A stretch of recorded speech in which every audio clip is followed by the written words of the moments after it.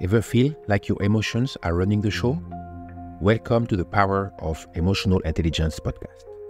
I am Marc Monteil, citizen of the world, founder of Intemotionnelle, and I'm here to help you build stronger connections, deepen self-awareness, and grow your resilience in today's ever-changing world. In each episode, we explore real-life insights, practical strategies, and inspiring stories to help you tap into the full potential of emotional intelligence. Whether you are aiming to excel at work, strengthen your relationships, or enrich your personal life, you are in the right place. Let's get started. And hey, don't forget to follow the channel, share it with friends, and give us a 5-star rating to help more people develop their emotional intelligence. Thank you for listening, and don't keep this journey to yourself. Now, in this episode 7, we are exploring the fifth and final pillar of emotional intelligence, social skills. Imagine this. As a French speaker living in the Czech Republic, I often face language barriers. Recently, at a local bakery, I faced a rude staff member when I asked for pain au chocolat instead of chocolatine, a controversial name taken very seriously in France. Instead of reacting negatively, I applied emotional intelligence, staying calm, showing empathy, and smiling. I tried again and I asked for chocoladovi schlep. This approach, even with definitely horrible pronunciation, transformed the interaction. I got my pain au chocolat, and the staff member ended up smiling. This small example highlights how understanding our social skills through emotional intelligence can improve our daily interactions. Get ready to learn how you can harness these social skills. In this episode, we will review 7 of them: leadership effectiveness, communication abilities, conflict resolution, team collaboration, change management, relationship building, influence and persuasion, to improve your personal and professional relationships. Enjoy, and thank you for listening and supporting the channel. Welcome back, everyone. We're diving into the world of emotional intelligence, specifically how it impacts your social skills. Whether you're looking to boost your relationships, become a stronger leader, or just feel more at ease socially, understanding this stuff can make a huge difference. We've got some great research to guide us today from folks like Daniel Goleman and Reuven Bar-On, real pioneers in the field. It's really exciting to see this shift happening, right? How we think about intelligence is expanding. It's not just about IQ anymore. Understanding and managing emotions, yours and the others, that's key for success in just about every area of life. It's like a whole new set of tools for navigating the world. And speaking of tools, you mentioned wanting to up your leadership game, creating a more positive, productive work environment, right? Absolutely. That's a big goal of mine. I think this research can help a lot. Think back. Have you ever had a boss who was all about results? The type who just barked orders and expected everyone to fall in line. Oh yeah, I think we've all encountered that leadership style at some point. It's like the classic image of a tough leader. But honestly, it doesn't always work out so well. You're right. Research backs that up. Why do you think that is? Why doesn't that just toughness always translate to success? Well, Goleman, in his work, labels this the coercive style. And he found that it often creates this climate of fear, negativity, which actually ends up hindering performance. What tends to work better, he suggests, is the authoritative style, which is different. It's a blend of clear direction, but also individual empowerment. So not a dictator, but more like a guiding force. Yeah. Exactly. You could think of it like a seasoned explorer leading an expedition. They've got the experience, they know the route, they set the big goals, but they also trust their team to figure things out, contribute their own unique skills. That makes a lot of sense. It's like giving everyone a map, A and D, a compass. They know where they're headed and how to get there, but they have the freedom to choose their path. Exactly. Goleman describes it as a come-with-me approach. The leader sets the vision, but the team is empowered to make it a reality.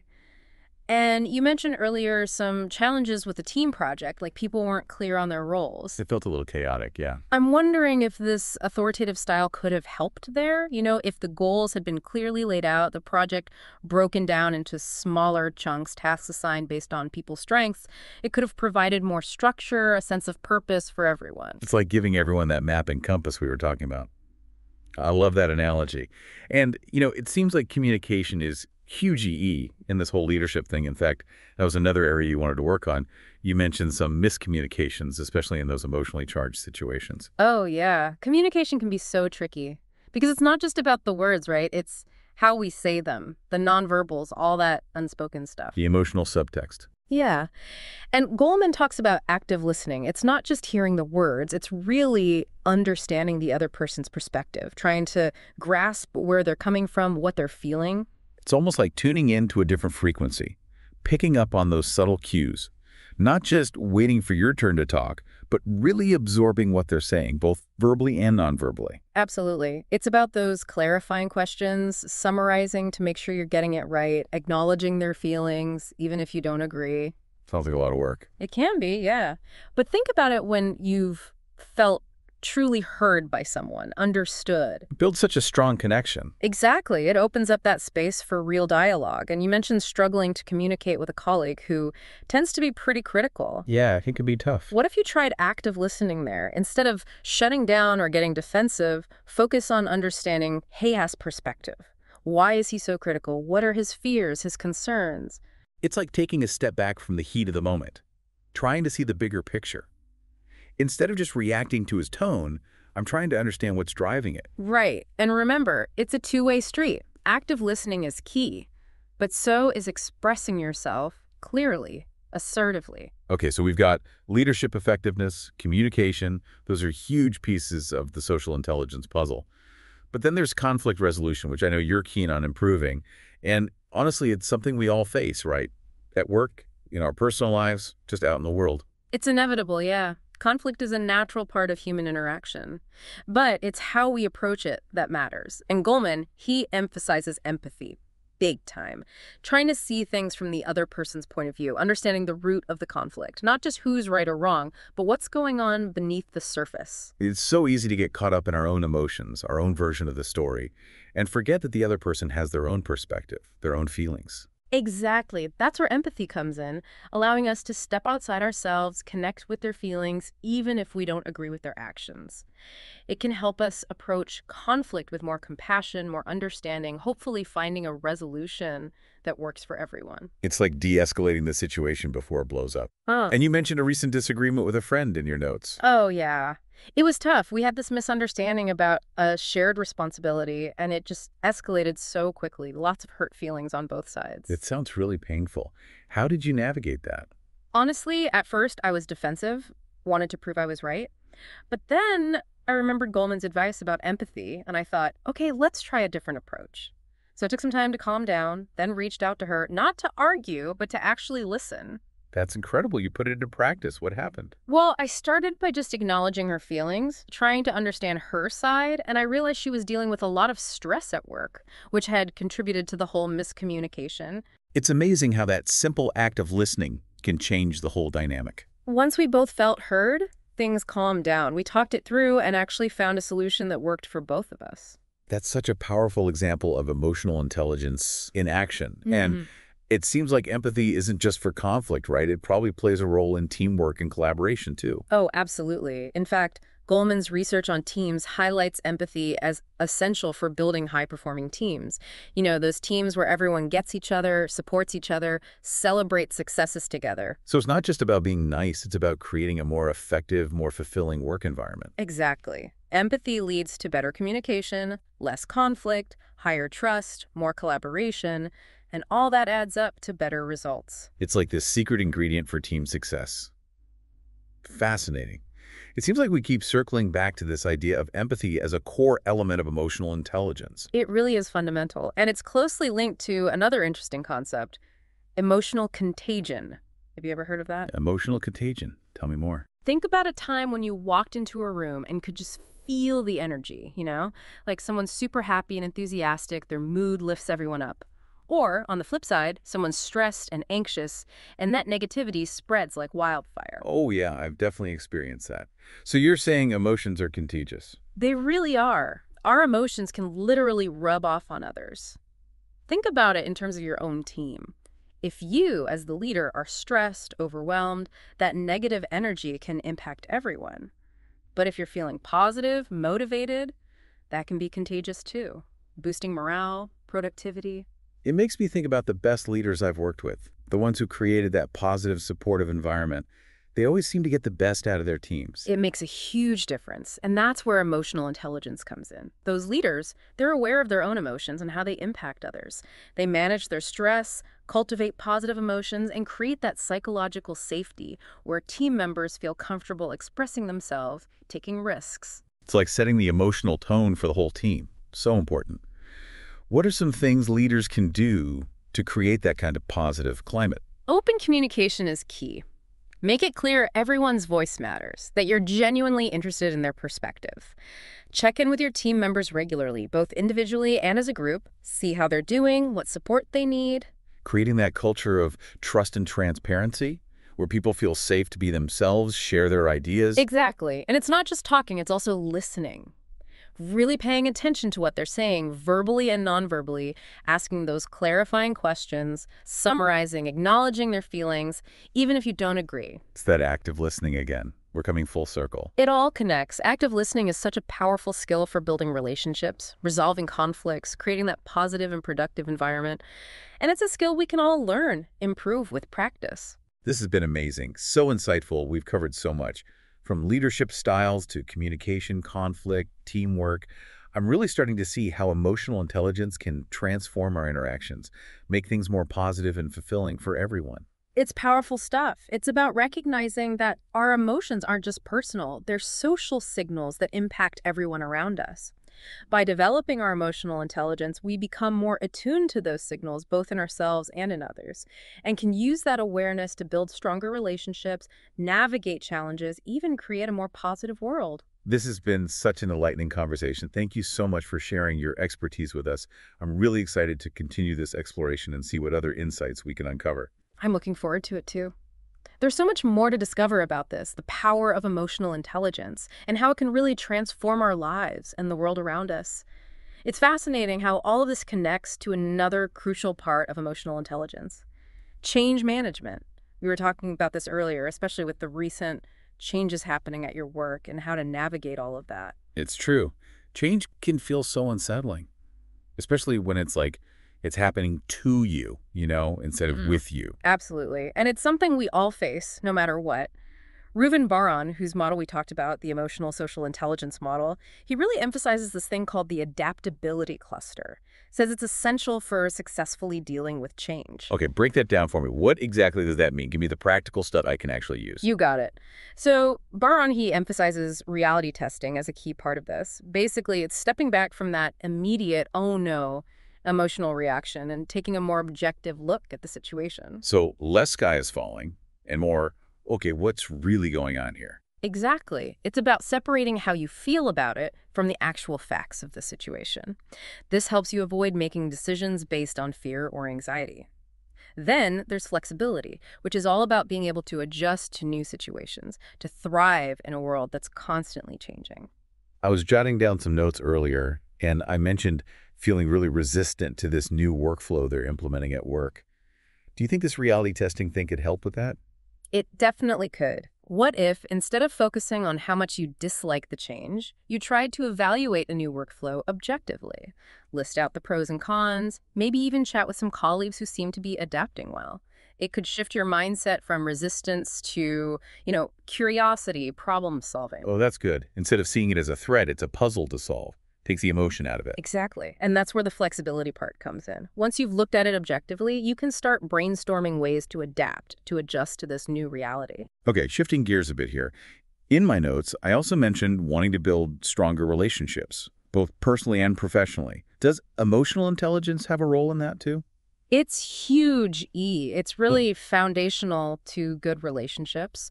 Bar-On's model, again, is really insightful here. He points to the interpersonal cluster, where empathy and interpersonal relationship skills are like the core building blocks for creating those really satisfying, mutually beneficial relationships. So it's not just about being outgoing or super charismatic. It's deeper than that.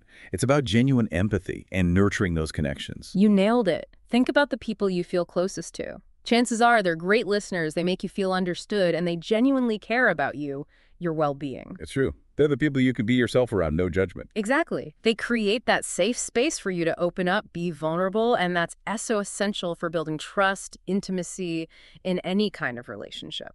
In my notes, I mentioned that I sometimes struggle to connect with people from different backgrounds or with different viewpoints. How can we use emotional intelligence to bridge those gaps? Such a good question. And honestly, it's something we all face these days in such a diverse world. A key part of it is practicing curiosity, open-mindedness. Instead of assuming we get someone else's perspective, what if we ask questions, listen closely, really try to see the world through their eyes? It's about embracing those differences, not being afraid of them. Absolutely. And realizing that everyone has something unique to offer.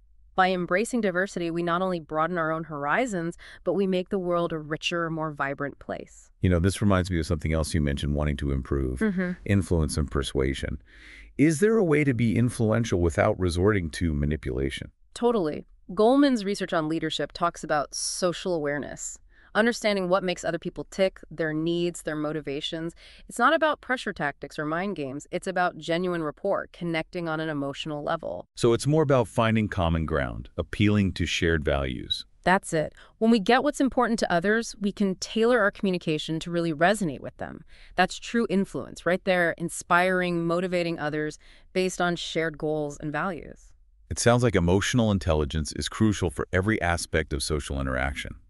Leadership, teamwork, communication, conflict resolution, even building relationships. It's everywhere. It really is. It's the foundation for positive, fulfilling experiences in all areas of life. This has been such an eye-opening conversation. I'm already feeling inspired to put these insights to work. But before we jump into that, can I ask, is emotional intelligence something we can learn? Or are we stuck with whatever level we're born with? That's a question researchers have been exploring for a while, and the good news is it's not fixed. Emotional intelligence, it's a set of skills, which means you can develop and strengthen them over time, just like any other skill. There are even specific programs designed to help people boost their emotional intelligence. One that comes to mind is the Intentional Change Theory, or ICT, developed by Richard Boyatzis and Daniel Goleman. Wow, a whole program. Amazing. What's the basic idea behind it? Okay, so ICT, it's a 5-step process. It guides you through this journey of self-discovery and transformation. It starts with identifying your ideal self, envisioning the person you want to become. So like setting a clear vision for your personal growth. Yes, it's creating a roadmap for your emotional intelligence journey. Then you move on to understanding your real self, taking an honest look at where you're at right now, strengths, weaknesses, your emotional patterns, those default behaviors you have. A lot of self-awareness and self-reflection. It is, and that self-awareness is key for figuring out where you want to grow. Next, you create a learning agenda. Specific actions you can take to bridge the gap between where you are now and that ideal self you envision. Concrete goals and a plan to get there. Yep. And then the fun part, experimentation. Trying out new behaviors, stepping outside that comfort zone, seeing what works for you. Trial and error. But you're constantly learning, adjusting your approach. That's the spirit. And remember, change takes time. It takes effort. There will be setbacks, challenges along the way. But if you're persistent, if you have that growth mindset, you can achieve amazing things. It's empowering to know we have the power to change, to grow. But we probably shouldn't go it alone, right? You're so right. The last step in the ICT process is all about building those trusting relationships that'll support your growth. Friends, family, mentors, coaches, even therapists. Surround yourself with people who believe in you, encourage you, and give you honest feedback. So it's about having that support system to keep you motivated, keep you accountable. Absolutely. Personal growth isn't a solo journey. We all need people to cheer us on, offer guidance, and help us back up when we stumble. That's a great message. It makes me think about how important vulnerability is for growth. Being willing to let people see our imperfections, ask for help, be open to feedback. It's true. That vulnerability, that's what allows us to connect on a deeper level, build those really meaningful relationships. And it's how we learn from our mistakes, become the best versions of ourselves. I love that perspective. This whole conversation has been so insightful, so inspiring. I'm starting to see emotional intelligence not just as skills, but as a way of being in the world. More self-aware, more empathetic, more resilient, more connected. That's it exactly. It's about recognizing the power of emotions, both our own and those of others, and using that understanding to create a more positive, more fulfilling, more meaningful life. It's amazing how much ground we've covered, exploring emotional intelligence and how it impacts our social skills. From leadership and teamwork to communication, building those strong relationships, it really is woven into everything. It is, isn't it? And we've talked about some concrete things you can start doing right away: active listening, practicing empathy, that objective assessment when things get tough. But there's one more thing I want to touch on, something that I think could be really key for you based on our earlier conversations. Okay, I'm intrigued. Lay it on me. What is it? It's about this thing called negativity bias. Our brains are kind of wired to focus on threats, dangers. It helped us survive way back when, but honestly, it can cause problems socially in the modern world. You mean like that fight or flight response, heart racing, tension, you want to lash out or hide? Exactly. And while that might been useful when facing down a saber-toothed tiger, it's not so helpful when you're dealing with, say, a tough boss or a miscommunication with someone you care about. So how do we override that? How can we be more emotionally intelligent when things get heated? It goes back to self-awareness, something we've been talking about a lot today. It's about noticing those early warning signs of stress, the physical feelings, the thoughts, those signals that you're heading towards a negative reaction. Catching yourself before you spiral. Yes, exactly. And that moment of awareness, it gives you a choice. Instead of just reacting, you can pause, take a breath, step back, then choose a more constructive way to respond. Hitting the pause button on that emotional roller coaster, giving yourself time to think, decide how to move forward, that feels really empowering. It is empowering. It doesn't mean you won't feel those difficult emotions, but you're in control, managing them. This reminds me of what we were talking about with conflict resolution. Mm. Instead of getting defensive, you can use those emotional cues as a reminder to practice empathy, try to see things from their side. Exactly. And if you're in a leadership role, this is huge GE. By managing your own stress, your own negativity, you create a calmer, more positive environment for your whole team.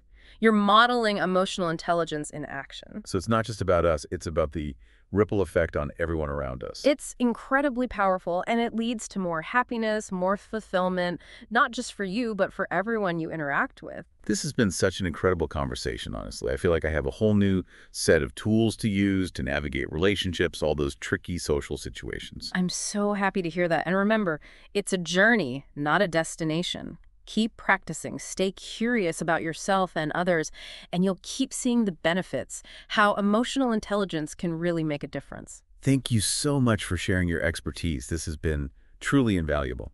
Thank you for listening and for being such an engaged participant in this conversation. I hope you continue to explore the power of emotional intelligence and everything it can do to transform your life and the lives of those around you.